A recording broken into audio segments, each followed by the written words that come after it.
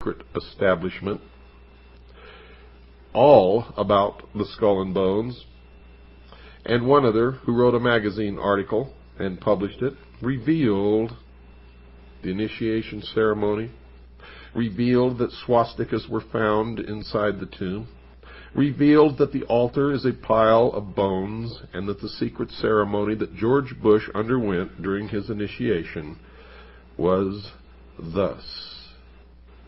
On the day of his initiation, George Bush was conducted through a long, dark passage into an immense hall draped with black. He was able to see by the faint light of sepulchral lamps corpses in their shrouds.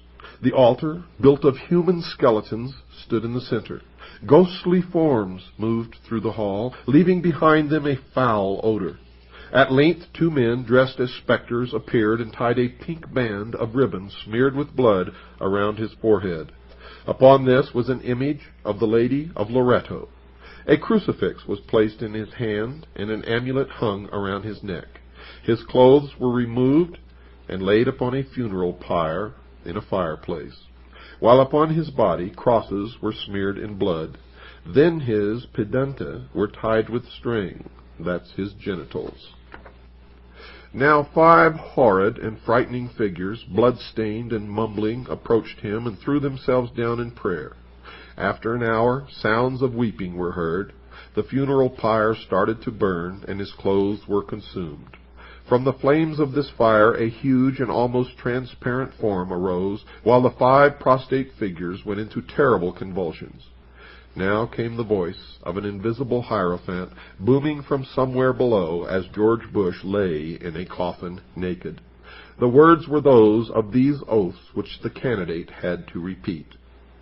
Quote, "In the name of the crucified one, I swear to sever all bonds which unite me with mother, brothers, sisters, wife, relatives, friends, mistress, kings, superiors, benefactors, or any other man to whom I have promised faith, service, or obedience.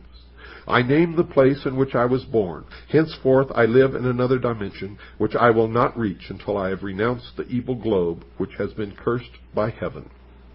From now onwards I shall reveal to my new chief all that I have heard or found out, and I shall also seek out and observe things which might otherwise have escaped me. I honor the aqua tofana. It is a quick and essential medium of removing from the earth, through death or robbing them of their wits, of those who oppose truth and those who try to take it from our hands.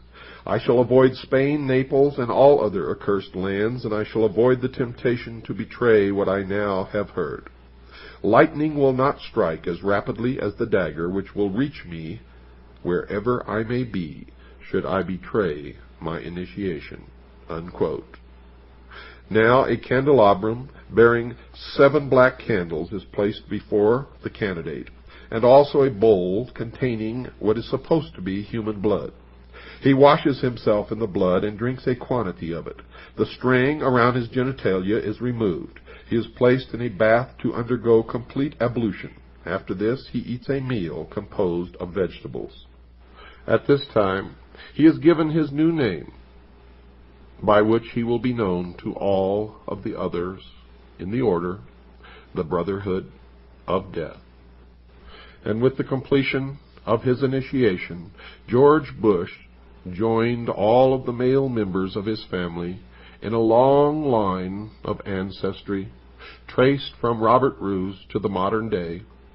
He took his place in the order, the Knights Templar, Freemasonry, and has worked diligently to fulfill his role in the completion of the plan, the great work, the formation of the New World Order, the one-world totalitarian socialist state, the destruction of all existing nation-states, all existing religions, and enslavement of the mob. The very highest degrees of the order show that the rationalism and materialism of the thinkers who developed it were determined to stamp out belief in religion.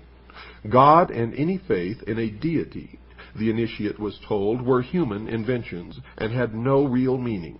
Subsequently, this was developed further, and the member who arrived at the highest position, that of Rex, or king, learned that he was now equal to a king, and that all men were capable of equal advancement.